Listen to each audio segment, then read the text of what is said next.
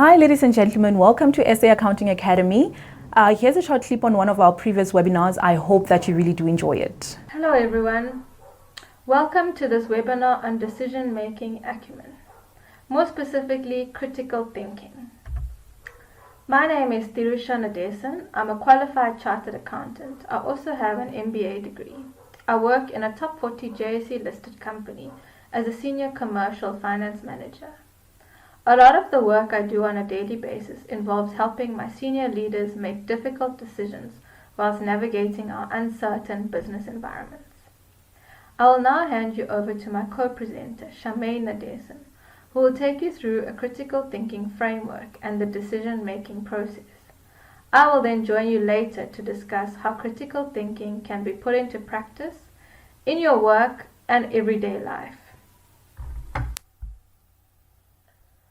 Hello everybody, my name is Charmaine and I'm a facilitator.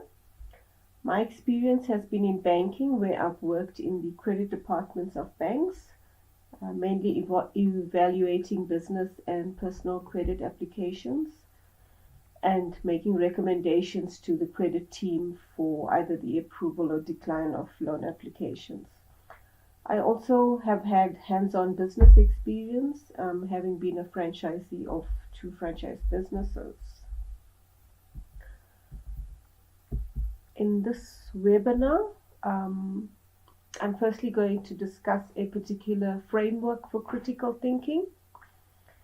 Then I will discuss the decision-making process, and while we're on the process, I will mention a few techniques that can be used in the various stages of decision-making. And then I will hand you over to Thirusha, who will discuss critical thinking and putting it into practice. The quote that I've selected is by Dr. Richard Paul, who is the founder of the Foundation for Critical Thinking. And he said, critical thinking is thinking about your thinking while you're thinking in order to make thinking better. And the definition I'm also using comes from the Foundation of Critical Thinking, and they've defined critical thinking as being the art of analyzing and evaluating thinking with a view to improving it. So if we have to take this definition apart, firstly we see it's an art, and like any art, it can be done well or it can be done poorly. It takes time and it takes practice to get good at critical thinking, and it requires us to get into our own minds or into the minds of someone else to understand their reasoning. It also helps us understand our own thinking, but also how someone else is thinking, or how they reflect on how they see the world as such. Then the second part is the analyzing part. It involves taking thinking apart and looking at how the thinking is constructed. And lastly, the evaluating part. Remember that we said thinking can be great or thinking can be poor. So we need to judge the thinking. We need to hold it up to some standard of excellence. So in this session, I'm going to discuss a set of criteria that will help us to check the quality of our thinking.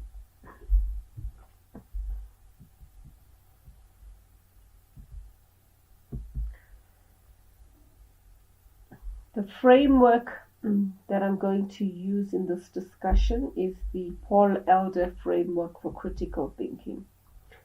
There are many other frameworks, and most of them seem to have similar aspects. This framework allows us to compare our thinking against set standards, which if these standards are practiced consistently, it will allow us to develop intellectual traits that are essential if we want to become accomplished critical thinkers. But first, let's take a look at the different stages of development when it comes to critical thinking. So this pyramid, it shows the different stages of development of critical thinkers, and I will go over the characteristics of each of these stages. So at the bottom of the pyramid is the unreflected thinker stage, and here people are unaware of the problems in their thinking. They don't notice that they are continually making assumptions or drawing conclusions or thinking only from a particular point of view. They are unaware that such thinking is causing problems. When making decisions, they don't know how to determine whether their purposes are clearly formulated, whether their assumptions are justified, or whether their conclusions are logical. They think their beliefs are the truth. They lack the skills to notice how prejudiced they are or how they stereotype others. They may also dismiss ideas because they don't want to change their behavior or their way of looking at things. The unreflected thinker stage, here people also think that their decisions are sound because they don't have anything to compare their decisions against. They're unaware that there are intellectual standards against which we can compare our thinking. And as we move up the pyramid, the next is the challenged thinker. I know challenge seems like a bad thing, but really it's one step in the right direction. So people in this stage, they become aware of the problems in their thinking. They engage in honest self-reflection, and they are able to identify flaws in their thinking, and they get a sense of how to work on these problems. But obviously they need to have the motivation to want to change their thinking. So what I'm saying is that each of us needs to realize our own flaws in thinking. We generally are so good at pointing out the flaws in other people's reasoning, yet we are blind to our own. So when we notice that we are often making questionable assumptions, or we use incomplete or false or misleading information, or make judgments that are not supported by evidence, or we fail to recognize the important implications of our thoughts, or we have prejudiced points of view and so on. When we come to this realization, then we realize that our thinking is probably causing us problems, and we can then start to work on it. Okay, another step towards improvement is then the beginning thinker stage. Here we try to improve, but we don't regularly practice. So this is the stage where we take up the challenge to improve our thinking.